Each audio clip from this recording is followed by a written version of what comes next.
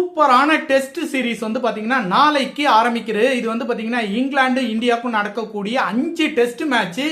இந்தியாவோட இளைஞர்கள் வந்து இந்த டெஸ்ட்ல முதல் முறையாக வந்து இங்கிலாந்துல வந்து சந்திக்க போறாங்க.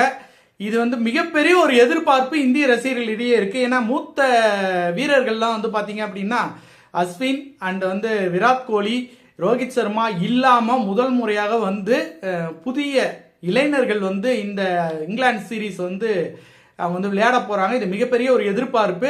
கேப்டனாக சுமன் கில் இருக்காரு. சுமன் கில்லுக்கு மிகப்பெரிய ஒரு பரீட்சை அப்படின்னே சொல்லலாம். ரிஷப் பண்ட் துணை கேப்டனா இருக்காரு, கீப்பரா செயல்பட போறாரு. அவருக்கும் மிகப்பெரிய ஒரு டெஸ்டிங் அப்படின்னே சொல்லலாம். ஏன்னா சுமன் கில்லுக்கு அப்புறம் பாத்தீங்கன்னா ரிஷப் பண்ட் தான் துணை கேப்டனா வந்து அறிமுகப்படுத்தியிருக்காங்க. அதுக்கப்புறம் பாத்தீங்கன்னா பும்ரா அவர்கள். இந்திய அணியோட வெற்றியும் இந்திய அணியோடைய டிராவை நோக்கி பயணமும் இந்திய அணி வந்து தோல்வியை நோக்கி பயணமும் இது அத்தனையில எது நடந்தாலும் சரி அதுல இந்திய பக்கம் வந்து வெற்றி இருக்கு அப்படின்னா அதுக்கு வந்து பாத்தீங்கன்னா பும்ரா மிகப்பெரிய ஒரு துருப்பு சீட்டு. அந்த பும்ராவோட செயல்பாடுகள் எப்படி இருக்குங்கிறத பொறுத்து தான் இந்திய அணியோடைய வெற்றி இருக்கும். பென் ஸ்டோக் இங்கிலாண்டை வந்து வழி நடத்துறாரு.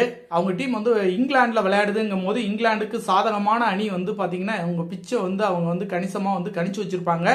அவங்க எப்படி ஆடணும், எந்த மாதிரி வந்து கேம் விளையாண்டா இங்கிலாந்து வந்து ஸ்ட்ராங்கா இருக்கும் அப்படின்னு அவங்களுக்கு நல்லா தெரியும். இந்திய அணியை எப்படி வந்து பலப்படுத்தணும் அப்படிங்கறது வந்து கில் வந்து சூப்பரா பிளான் பண்ணியிருப்பாரு. என்ன 11 வரப்போகுதுங்கிறது நாளைக்கு தான் தெரியும். இருந்தாலும் இந்திய அணி சிறப்பான ஒரு நல்ல துவக்கத்தை வந்து ஜெய்ஸ்வால், KL ராகுல் இருக்காரு, வந்து சுதர்சனுக்கு வாய்ப்பு கிடைச்சு அப்படின்னா சுதர்சனும் நல்லா பண்ணுவாரு. கில் இருக்காரு, ரிஷப் பண்ட் இருக்காரு. இவங்களுடைய ஆட்டம் வந்து இந்திய அணிக்கு வெற்றியை தேடி தருமா என்பதை பொறுத்திருந்து பார்ப்போம்.